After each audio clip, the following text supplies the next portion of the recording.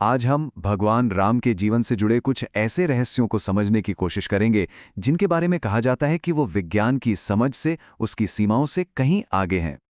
और जानते हैं, यही वो सोच है जो आज की हमारी पूरी बातचीत का आधार बनेगी। क्या कुछ चीजें सच में ऐसी होती हैं जिन्हें समझने के लिए हमें तर्क से ज्यादा शायद आस्था की जरूरत पड़ती है?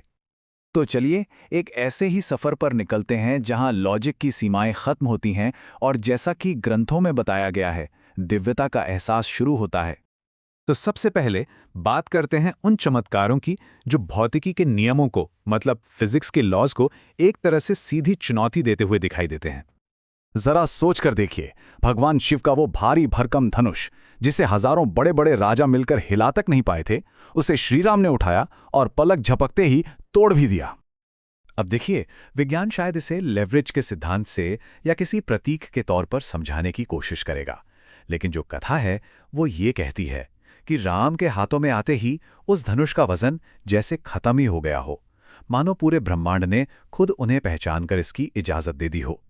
तो सवाल यही है, क्या ये बस बेहिसाब शारीरिक शक्ति का कमाल था या फिर इसके पीछे कोई दिव्य इच्छा थी?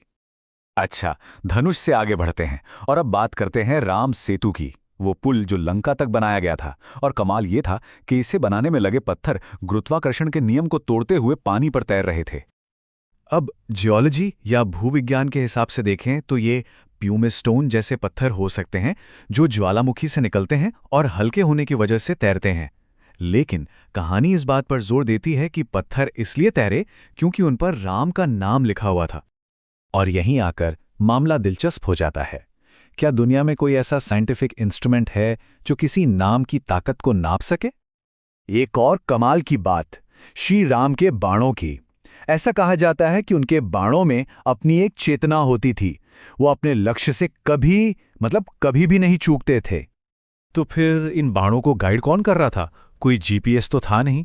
ग्रंथों के अनुसार ये कोई टेक्नोलॉजी नहीं थी, बल्कि ये धर्म और न्याय की अपनी एक शक्ति थी जो उन्हें हमेशा अचूक बनाती थी।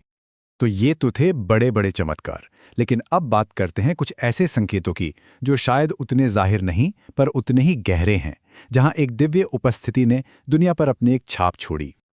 कहते हैं कि जिस पल श्री राम का जन्म हुआ, उस एक पल के लिए जैसे पूरी कायनात ठहर सी गई थी। हवा रुक गई और आसमान एक अजीब दिव्य रोशनी से भर गया था। अब साइंस इसे कोई दुर्लभ एटमॉस्फेरिक फिनोमिनन कह सकता है, लेकिन कथा के अनुसार ये एक आशीर्वाद था, एक ऐसा अनुभव जिसे महसूस किया जा सकता है पर किसी मीटर पर मापा नहीं जा सकता। एक और बहुत ही अद्भुत कहानी है अशोक वाटिका की। कहते हैं जहां सीता जी ठहरी थीं, वहां उनके पैरों के निशान को कोई मिटा नहीं पाता था। जितनी बार भी उन्हें पूछा जाता, वो फिर से उभर आते थे। अब साइंस के नज़रिए से देखें तो इसकी एक वजह सॉइल कॉम्पैक्शन हो सकती है, मतलब दबाव से मिट्टी इतनी दब जाती है कि निशान पक्के हो जाते हैं। लेकिन जो कहानी है, जो आस्था है, वो कुछ और ही कहती है। वो ये है कि ये खुद धरती माँ थी जो उन पदचिन्हों का सम्मान कर रही थी और उन्हें मिटने नहीं दे रही थी। और फिर लक्ष्मण रेखा को कौन भूल सकता है? जरा सोचिए, जमीन पर खींची गई बस एक मामूली सी लकीर एक ऐसी दीवार बन गई जिसे उस दौर का सबसे शक्तिशाली राक्षस रावण भी पार नहीं कर सका। अब तक हमने बाहरी दुनिया के चमत्कारों की बात की। अब चलते हैं इंसान के अंदर, उसके मन और आत्मा के रहस्यों की तरफ। और ये हिस्सा वाकई बहुत दिलचस्प है।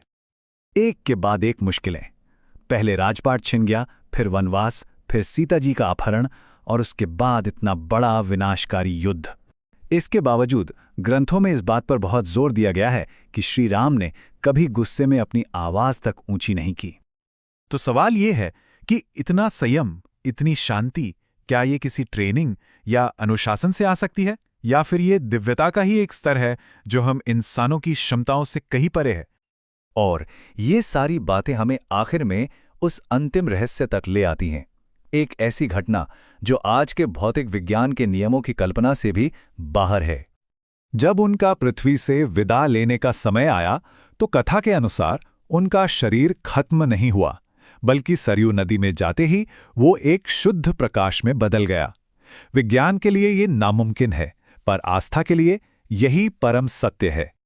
तो आखिर में बात वहीं आकर रुकती है कि शायद कुछ सत्य दिमाग से नहीं, दिल से समझे जाते हैं। ये हमें सोचने पर मजबूर करता है कि ज्ञान का असली मतलब क्या है, सिर्फ विश्लेषण करना या अनुभव करना।